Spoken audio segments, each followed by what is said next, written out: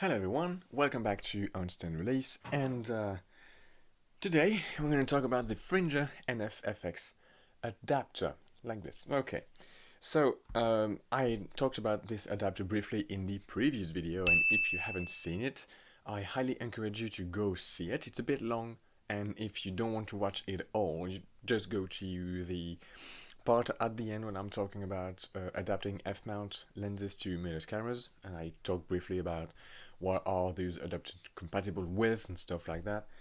I'm gonna make a quick recap in this video anyway, but it's better if you have the context. Okay, so it's a secret for absolutely nobody that I have two camera systems that I'm using.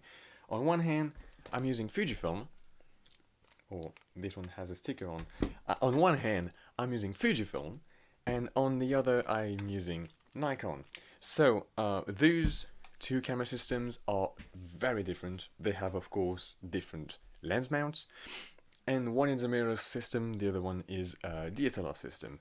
So that means that I can adapt the lenses from the DSLR system to the mirrorless one without too much issues when it comes to flange distance and stuff like that. I don't need like extra optics in the adapter to compensate for this change in flange distance, like you could see for Pentax lenses to Nikon, or the other way around. Since they have so similar flange distances, you need to have another optical element in the adapter to make the thing. This is not the case here. This is mirrorless to DSLR. All is good, pretty much. So the reason I didn't want to get that adapter in the first place is very, very simple actually. I have all the lenses that I want, or so I thought. So you see, I have my, on the Nikon side, I have a 50mm, I have a 35mm, I have a few zooms, those kind of things. And on Fujifilm, I have a 35, I have a 56, I have a 23, I even have my 85, which is one of my favorite lenses, and I have a zoom as well. And I thought that if I really needed to adapt Nikon lenses, it would be like manual focus Nikon lenses, like this 300mm f4.5. This is typically a lens that I would adapt on mirrorless and really not really think about it too much. I would just put a dumb adapter on it at the back right there, put it on my camera, and there we go. The problem with this is that I started to do a bit of wildlife photography. I do not have like very tangible results yet. I'm just starting. I'm just learning where are the birds, where can I go photograph them. But I still tried to do wildlife photography with that old beast, and manual focus for landscapes and stuff like that when you are using a 300mm is not that hard. But for flying birds that are not that far away from you, like definitely closer than you than the mountain, it starts to be an issue, and I struggled a lot. So I wanted to have a telephoto lens that I could use for wildlife that would have autofocus. So my first instinct was to go look at, Fujifilm lenses to do that. And Fujifilm has quite an extensive range of telephoto lenses. They have the XC5230, the 55-200, the 70-300, and the 100-400. I'm gonna mention still the 150-600, even though it's super new and it's super expensive. But yeah, the expensive theme for Fujifilm lenses is going to stay on, I guess. The only lens that was in my price range was the 50-230, which I could have bought, but it was a pretty dark aperture. I didn't really want it to go that way. Also, I could not share that lens between my cameras in any way, so there was a hit of versatility. Quickly, I realized that I wanted the 100-400, and the 100-400 on Fuji side is like 1,200, 1,300 bucks sometimes used, which is definitely out of my price range. So when I looked at it, I was like, maybe I could get like a snagger, either 70-300 or 100-400 on Nikon, and use that Fringer NF-FX adapter to adapt the lens and not pay the Fujifilm premium.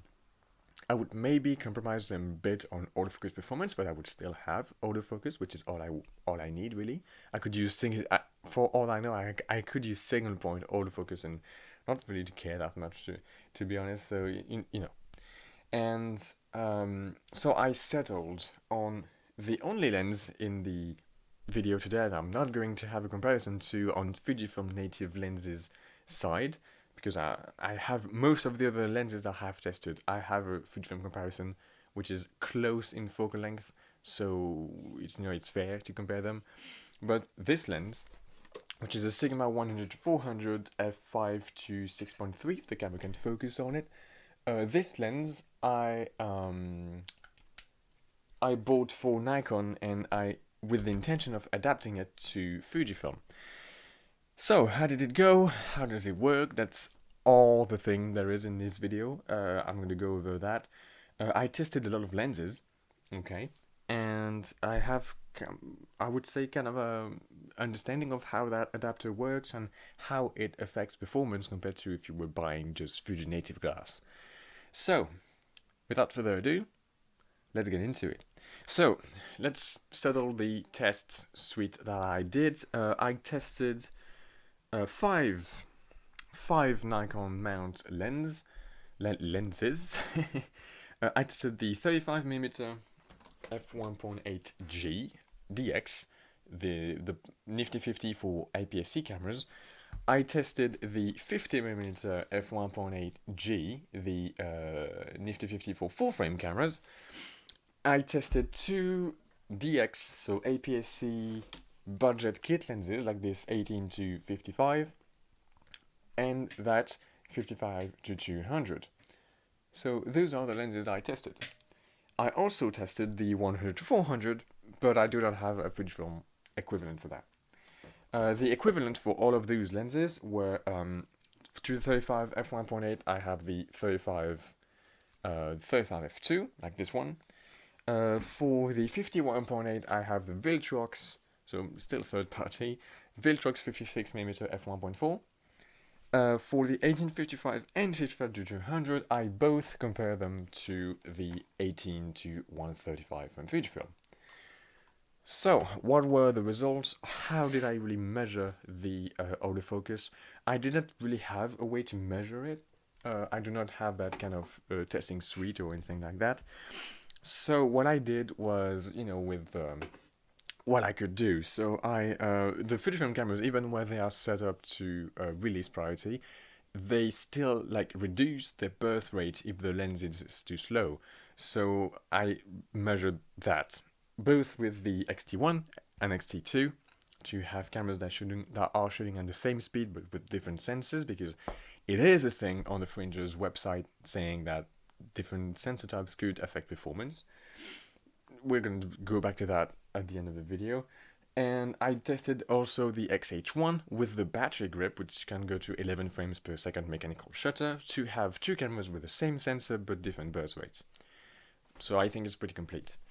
Okay, so what I tested, basically I put the lens on the camera, I focused at the back of my backyard, and I gradually came down to my feet, pretty much. So a very big change in focus distance in a pretty short amount of time, while bursting photos, pretty much.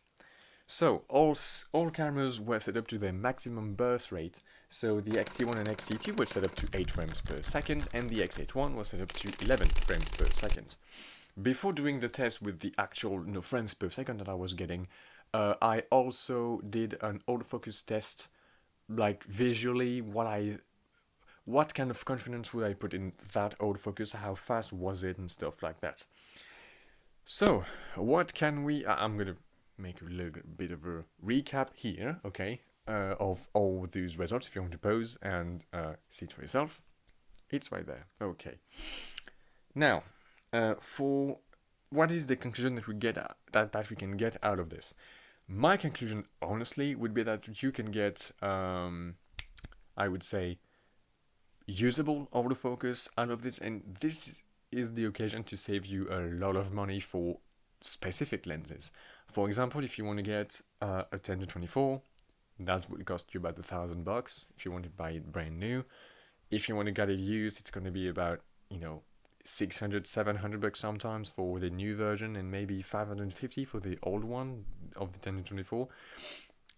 Well, if you wanted to get a 10-20 from Sigma, for example, or Tamron, on the Nikon mount, this would be like $250. So something like that. It's a lot cheaper to get SLR glass, and it would do the job. Would it be as good? Probably not. Would the optical quality be as good as Fujifilm lenses? Neither. Honestly, it's not going to beat, Fujifilm lenses. The only way it's going to beat Fujifilm lenses is for very specific lenses that weren't made outside of SLR mounts. For example, the Sigma 18-35 1.8 art and the Sigma 50-100 1.8 art. These lenses are unique to both the F mount system and the EF mount system. So if you have those lenses, and there's no lenses like those on any other systems, and you want to get on Fujifilm, well, an adapter to adapt those lenses would actually not be that bad of an idea. Just throwing things out. Okay, so when it comes to value, it has its arguments, but also it's super expensive. And I would have loved, for people that have lenses like those, I would have loved for those lenses to have accurate autofocus and fast burst rates. I mean, at least allowing the camera to have fast burst rates, but it doesn't really do that. And for the most part, the price is going to be a big limitation of this. So if you have those lenses are basically worthless, right? You can sell them for $50 or something like that. It's not really that they are okay optically, but they are not worth that much. And that's really the problem that I have with this. It's really the fact that to have a good value by keeping your lenses, you are forced, quote unquote, to buy an adapter that is actually kind of pricey. I didn't talk about the pricing yet. I guess it's time for me to do that.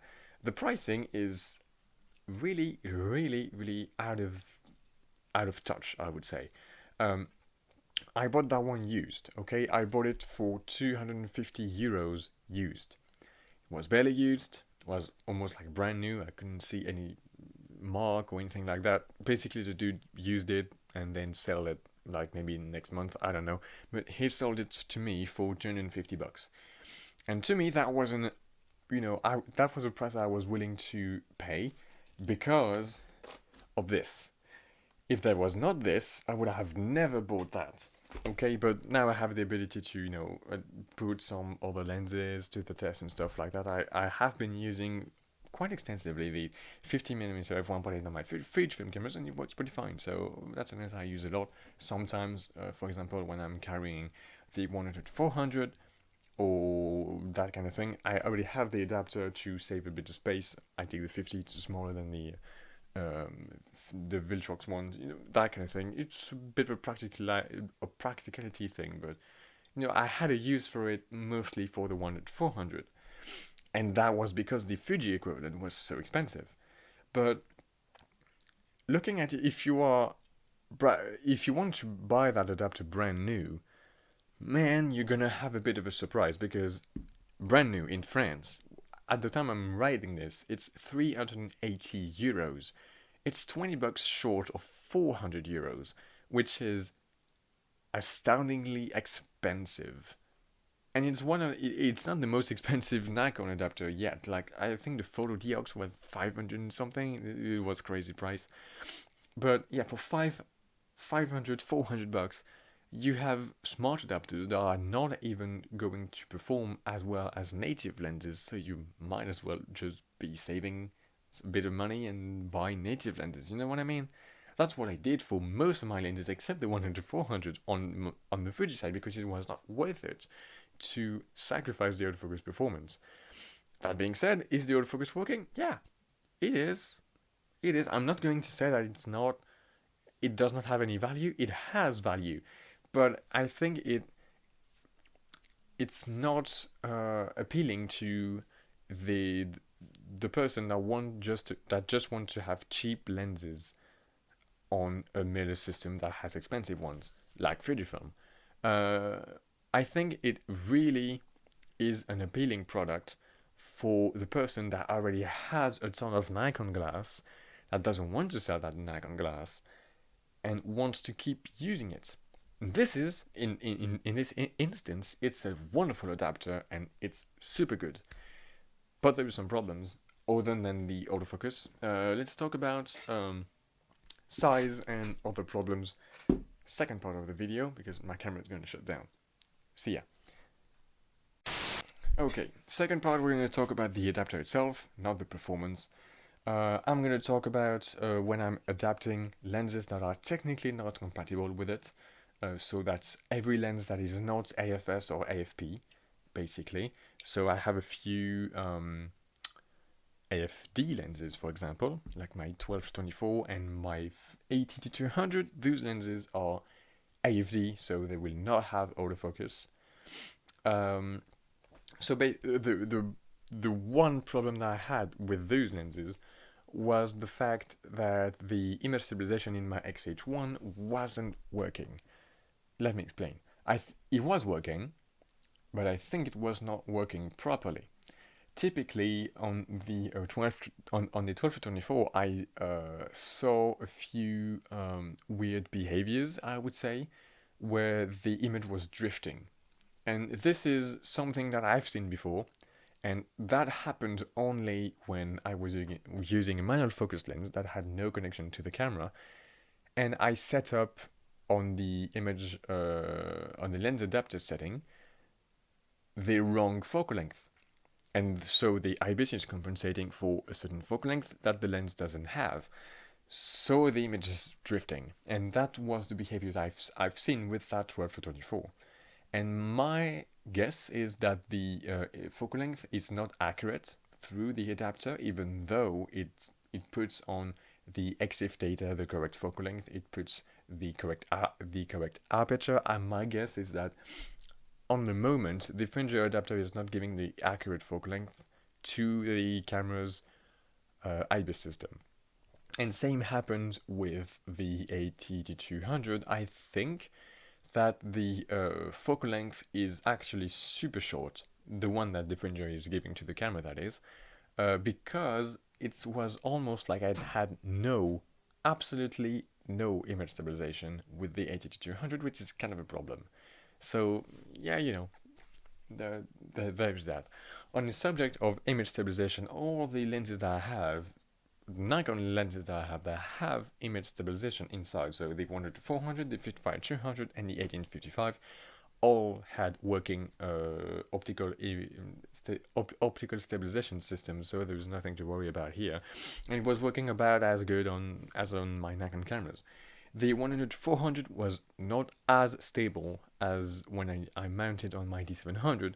The optical stabilization system in the 100-400 is really impressive on Nikon. It's a bit less impressive when I put that on Fuji, but that might also be just because I'm using an APS-C crop, and so every movement is amplified on the screen, while my D700 is a full-frame camera, so I have a much wider field of view, and stabilization could be a bit better. With those same performance, but you see it being better. That makes sense? Other problem that I had was mostly with the size of the adapter. You see, if you have watched the Nikon F mount guide video that I made, you know that there is a need for an aperture lever, which is right there, right? This is going to control the aperture with a physical tab at the bottom of the lens, and this needs to be moved around with quite good precision. And so this is why there is that huge foot on the adapter. It's because it needs space for the motor to move it. The only brand that achieved to make an F-mount adapter, a smart adapter without that foot, is Nikon themselves, just because their Z-mount is so huge, there's so much space inside the adapter without the need for a foot. And that being said, the FTZ1 had a foot FTZ2 does not. But yeah, there is a foot, and that foot is causing a lot of issues. On my XH1, the foot is not big enough so that it really causes that much problems. It protrudes a bit under the camera, but not that much. And when I'm using it with the grip, I can remove the adapter, put the adapter with the grip on, and I still have space for my fingers to go on the vertical grip. So there's no problem, really. I mean, I can feel, the foot when I'm using the vertical grip, but other than that, not that much of a problem. On the X-T2, however, this is a much smaller camera, and when I'm using it with the vertical grip on that camera, basically the grip is much closer to the bottom of the camera, and the lens mount is much closer to the bottom as well compared to what is on the X-H1. So what that means, if I want to use the Fringer adapter on the X-T2, I need to remove the grip to put it on. I need to remove the grip to remove it. And also, I mean, I can still, that's a positive, I can still have the adapter on with the grip on. So, it's still technically compatible, but I cannot, it's right against, the grip itself, so I cannot twist it to remove it, and I don't have the vertical grip or orientation working anymore, which is a bit of a problem. It's a minor problem because I'm not using the grip on the X-T2 that much. It's not that good of a grip anyway, so I'm just using the X-T2 like this most of the time. So it's not that much of a problem. It's a bit of a problem. It's something to be aware of, definitely. I didn't test that on the X-T1 because I don't have the vertical grip for the X-T1, but I'm sure it would be a similar story to the X-T2's grip because the size is very, very similar. I would say that the story is the same with the X-T3, for example. The X-T3 has a grip that is very similar in size to the X-T2's, just that part, here, is a lot thicker, right? And so it gives a bit more girth to the grip, but when it comes to the height and stuff like that, it's very similar to the X-T2's grip. So I would expect the same issue to appear on the X-T3's grip. For the X-T4, due to the fact that it needs to adapt two NP235, NPW235 batteries in them, well, they are a lot taller and much taller than the X-H1's grip, so I would not think there would be any issue with the X-T4's vertical grip, and I have absolutely no idea for the X-H2, and the X-T5 doesn't have a vertical grip anyway, so, you have the old compatibility here. Cameras that don't have a vertical grip will not have any problem, I would say, except the fact that it goes under the camera, the foot goes under the camera. Thankfully, there is a tripod mount on here, and so that allows you to, put a tripod plate and stuff like that, which is definitely a nice thing. It was a nice thing, for example, on my 100-400. The tripod foot is something that I added later. Initially, this lens doesn't have one, and this is a third-party foot. So having a tripod mount that was a bit forward compared to what is on the camera, considering it's pretty heavy lens, and with the extra length of the adapter, the forces and the moment and stuff like that was not great for the tripod mount on the camera itself. So it was a bit of a better idea to put it on the adapter anyway.